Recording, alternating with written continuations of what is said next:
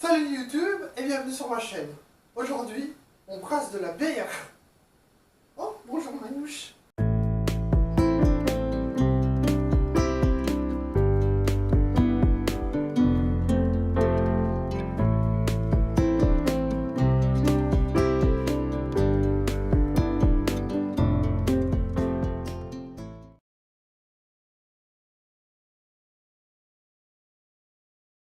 Alors, on commence par faire chauffer l'eau jusqu'à environ 70 degrés.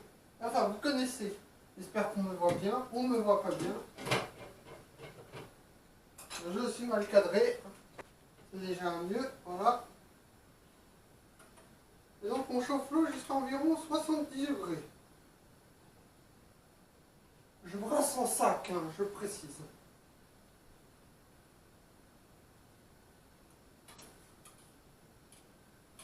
L'eau est déjà bien chaude.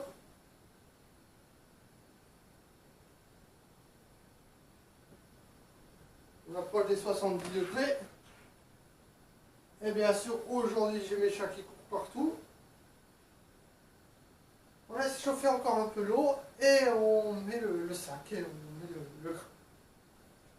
Alors, avant de continuer, je précise certaines choses. Boire ou conduire, il faut choisir. Boire trop, c'est pas bon pour la santé. Et boire quand tu as moins de 18 ans, c'est interdit, il ne faut pas le faire. Alors tu demandes à ta mère, et là, c'est pas mon problème. Alors, on vient de passer les 70 degrés. Donc là, on va mettre le sac et le malt. Et après, on va mettre ça. C'est des cornflakes, des pétales de maïs, Eco Plus, chez Leclerc, là où je travaille.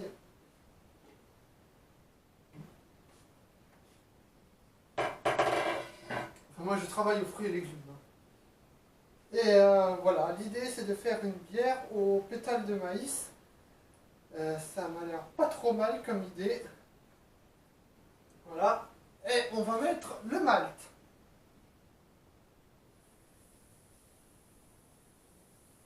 Un kg pour 10 litres de bière.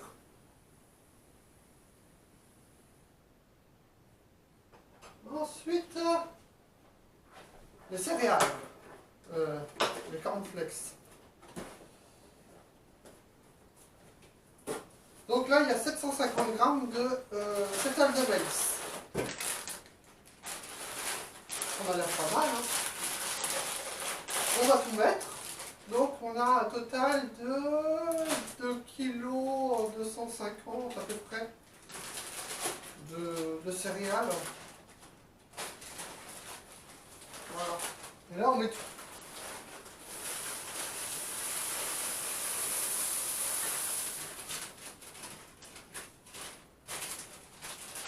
Et voilà.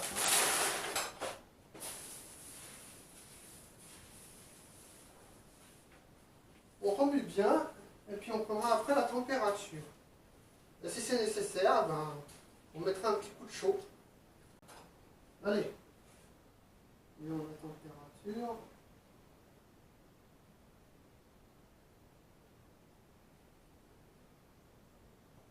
Bon, ça pour moi c'est l'idéal. Faut juste prévoir une petite grille là pour la petite astuce pour sortir le sac, mais c'est tout. Ouais, ça va. Pas besoin de remettre du feu pour l'instant. Allez.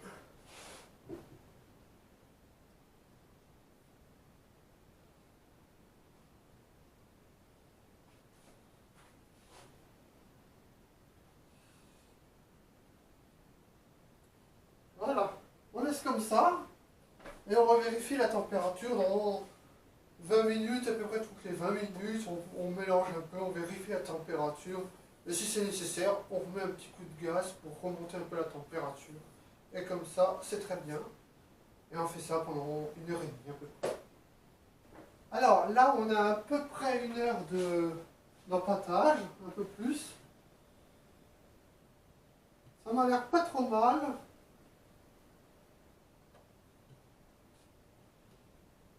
Ça m'a l'air assez sympa, là, ce que je vois.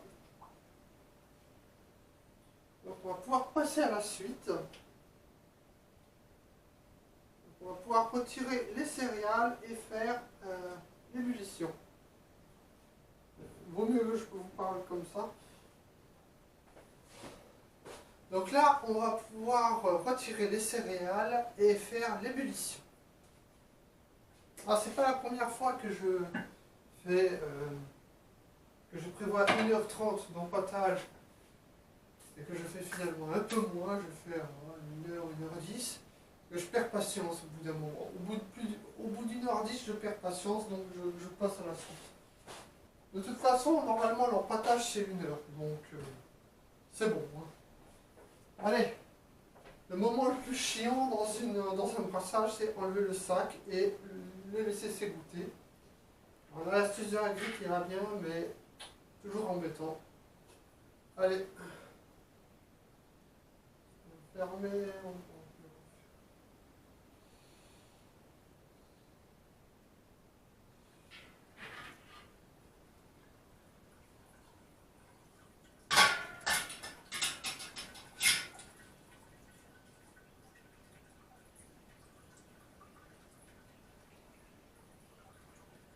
Je pense que vous voyez le problème.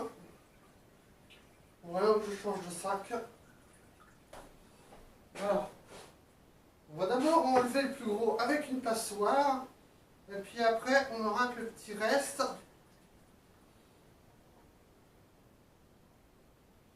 Alors, je rince pas les drèches. Hein.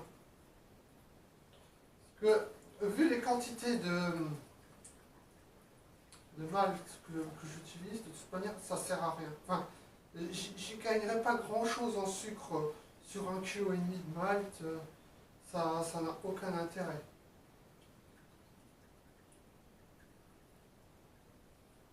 Au pire, on peut rajouter un petit peu de sucre comme ça pour compenser la perte. Mais vraiment, là, pour ce 1,5 kg de malt, je ne vais pas m'embêter à la rincer encore derrière. Voilà, ça sera plus simple. Je ne sais pas pourquoi je pense jamais à cette technique. Je veux toujours essayer d'aller au plus simple, au plus court, et puis du coup, j'en reviens toujours à ça. Voilà, ce truc c'est fait. Maintenant c'est sur le feu pour faire l'ébullition. Et on va voir, on va rajouter aussi un peu de cassonade. J'ai prévu dans la recette 50 grammes, je vais les mettre.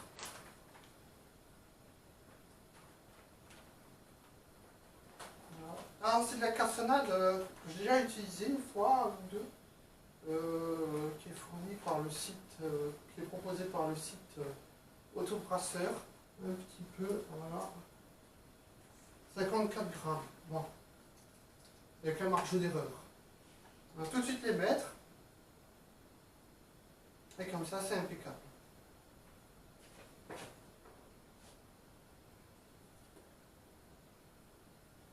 Il n'y a plus qu'à laisser porter à ébullition et à partir de là, on compte l'heure d'ébullition. Donc là, j'ai le petit houblon amérissant, empelé.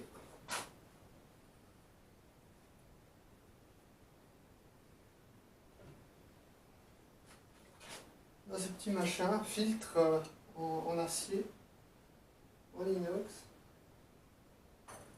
Et voilà.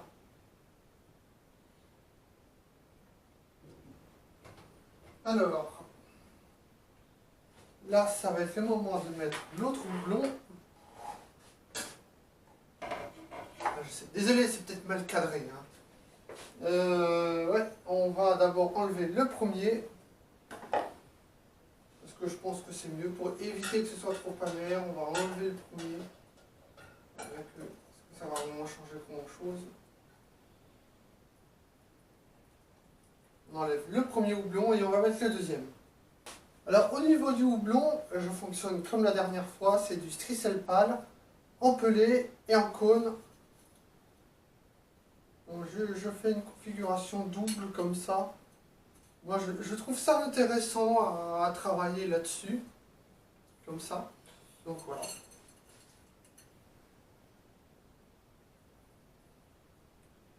maintenant, c'est le cône. C'est encore un petit peu chaud. Et là, il y en a pour encore 10 minutes. Et voilà, on est arrivé à la fin de l'ébullition. Voilà. On le trempe, on le laisse vider, on le trempe, on le laisse vider. Ça, il y a toutes les bonnes saveurs de houblon qui vont sortir dans la bière. Et là, on fait le tourbillon.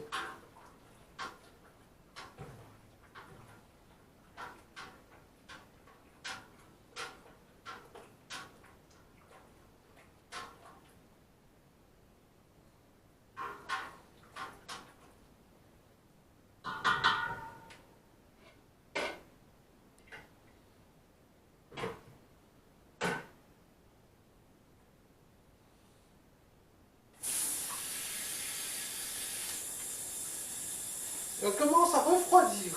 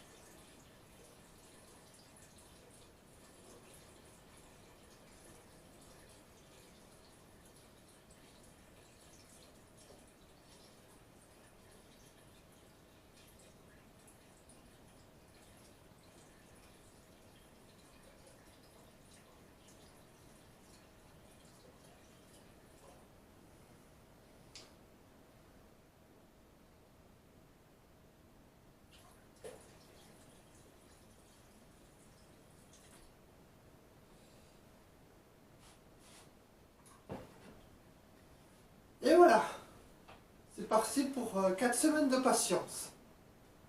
Alors, le brassage s'est très bien passé, à un détail près. J'ai mon brassin qui a été envahi par une farine très fine. Je pense que j'ai pas assuré au moment du concassage, j'ai concassé trop fin. Donc, j'ai tout mis ensemble. Je sais qu'en 4 semaines, tout va descendre bien au fond, avec la fermentation en plus, qui va vraiment bien tout descendre. Donc voilà, j'ai déjà eu le problème, en pire d'ailleurs, donc ça ne m'inquiète pas. Et puis voilà, on va voir ce que ça donne dans 4 semaines. Cette vidéo est terminée, n'hésitez pas à liker, à partager et à commenter. Abonnez-vous à la chaîne The Randonneur 68 si ce n'est déjà fait. Allez, à bientôt pour de nouvelles aventures.